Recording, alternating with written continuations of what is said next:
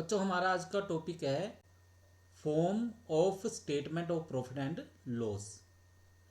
तो एग्ज़ाम में कई बार ये क्वेश्चन इस तरह से पूछा जाता है कि आपने लाभ हानि के विवरण का जो प्रारूप बनता है उसको आपने तैयार करके दिखाना है। क्वेश्चन में पूछा जाता है, कई बार कहा जाता है कि इमेजिनरी फिगर्स लेके प्रॉफिट एंड लॉस स्टेटमेंट तैयार करो। तो उसके लिए आपने क्या करना है, जैसे ये फॉर्मेट दिया गया है बिल्कुल उसी तरह से बनाना है, जैसे ये पॉइंट दिए गए हैं उसी तरह से पॉइंट लिखने हैं आपने। सीरियल ऑर्डर इसका ऊपर नीचे नहीं करना है, जैसे जिस ऑर्डर में ये दी गई है प्रॉफिट एंड लॉस स्टेटमेंट उसी ढंग से आपने इसको तैयार करना है।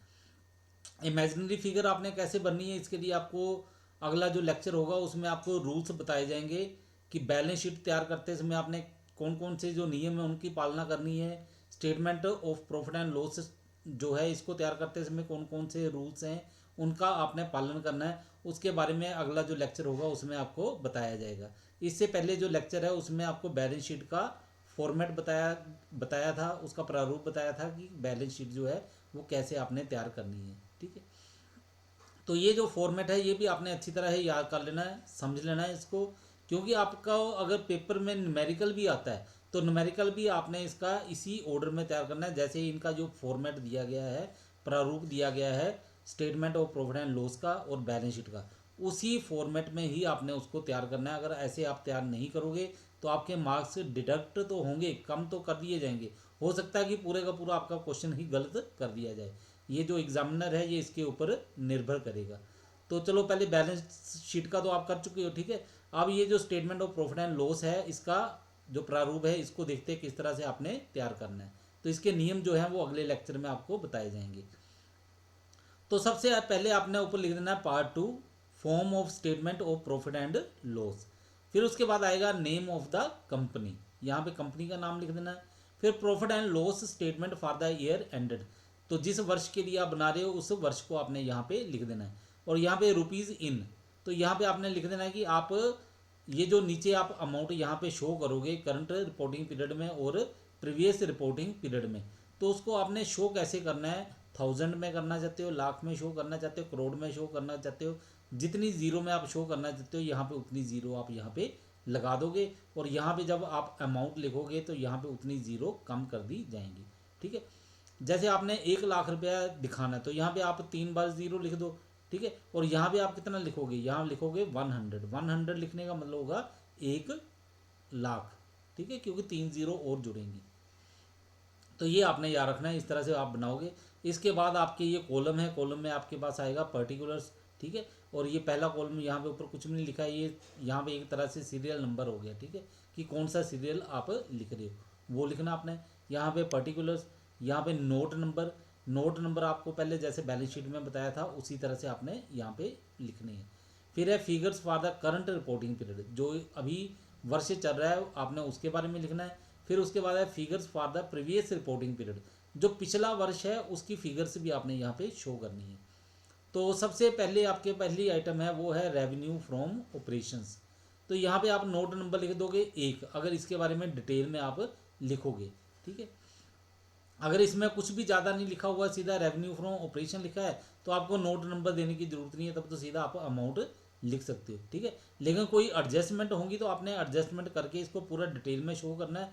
तो यहाँ पे आएगा सीरियल नंबर, ये जो नोट नंबर है यहाँ पे लिखोगे 1, फिर उसके नीचे 2 3, जैसे जैसे जिसमें आप एडजस्टमेंट करके शो करोगे, यानी कि जिस जिस आइटम का आपने नोट बना के शो करना है उसको आप यहाँ पे नंबर डाल के लिखते रहोगे कि किस नंबर पे आपने इसका नोट बनाया है।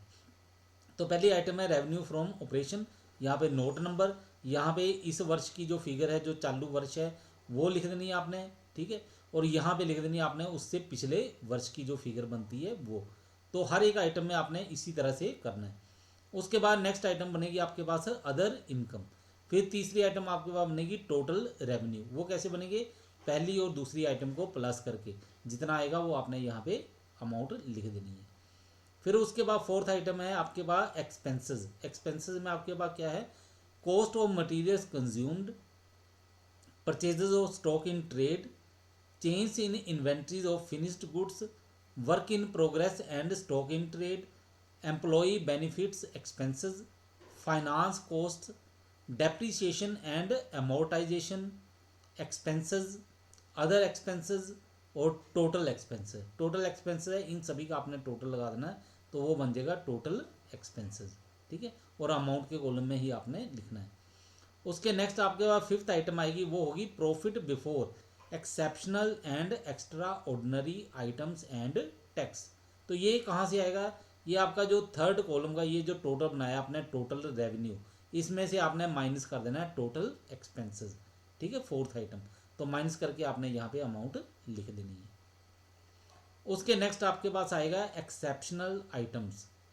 फिर उसके नेक्स्ट बनेगा आपके पास profit before extra ordinary items and tax. तो ये कैसे आएगा, ये आपका आएगा, ये जो फिफ्थ कॉलम में आपने जो टोटल निकाला था थर्ड माइनस फोर करके, ठीक है, उसमें से आपने क्या करना है, ये जो एक्सेप्शनल आइटम है ये माइनस कर देनी है। तो आपके पास आ जाएगा profit before extra ordinary items and tax.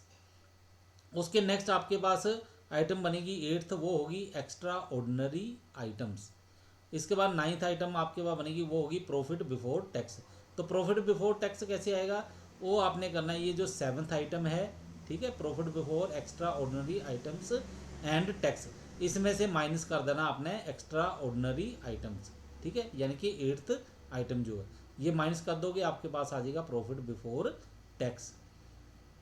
उसके नेक्स्ट हमारे पास है टेंथ आइटम, वो है टैक्स एक्सपेंस। तो टैक्स एक्सपेंस में क्या है, करंट टैक्स, डेफर्ड टैक्स। तो ये आप अमाउंट के कॉलम में लिख दोगे। इसके बाद 11th आइटम बनेगी आपके पास प्रॉफिट और loss for the period from continuing operation. तो ये आपने कैसे करना है, ये जो 9th आइटम है प्रॉफिट बिफोर टैक्स, इसमें से 10th आइटम जो है टैक्स एक्सपेंसेस की, ठीक है, उसको आप माइनस कर दोगे तो आपके पास आ जाएगा प्रॉफिट और loss for the period from continuing operation. तो यही आपका आंसर होगा, ठीक है। जितने भी ज़्यादा करके न्यूमेरिकल होते हैं यहीं तक होते हैं, ठीक है। इसके अलावा अगर इस तरह से कोई आइटम आ जाती है तो फिर आगे आपको फिर सोल्व करना पड़ेगा। वो आपके पास जैसे ये बन रहा है प्रॉफिट और लॉस फ्रॉम डिसकंटिन्यूइंग ऑपरेशंस, तब आपने ये वाली आइटम लिख देनी है। फिर इसके बाद आगे 13th आइटम बनेगी tax expense of discontinuing operations, ठीक है। न्यूमेरिकल जो है आपको बताया है 11th आइटम तक ही रहता है, लेकिन कई बार क्वेश्चन जो है इस तरह से आ जाए डिसकंटिन्यूइंग ऑपरेशंस के ऊपर, तो आपने फिर डिसकंटिन्यूइंग ऑपरेशन के हिसाब से प्रॉफिट लॉस पता करके आगे की आइटम लिखनी है। तो 13th आइटम है आपके पास है tax expense of discontinuing operations. उसके बाद 14th आइटम आपके पास आएगी प्रॉफिट और loss from discontinuing operation after tax. तो ये कैसे आएगा, ये आएगा आपके पास, ये जो 12th आइटम है इसमें से आपने 13th आइटम माइनस कर देनी है, तो आपके पास ये बन जाएगा प्रॉफिट और लॉस फ्रॉम डिसकंटिन्यूइंग ऑपरेशंस। इसके बाद 15th आइटम आपके पास आएगी प्रॉफिट और लॉस फॉर द पीरियड।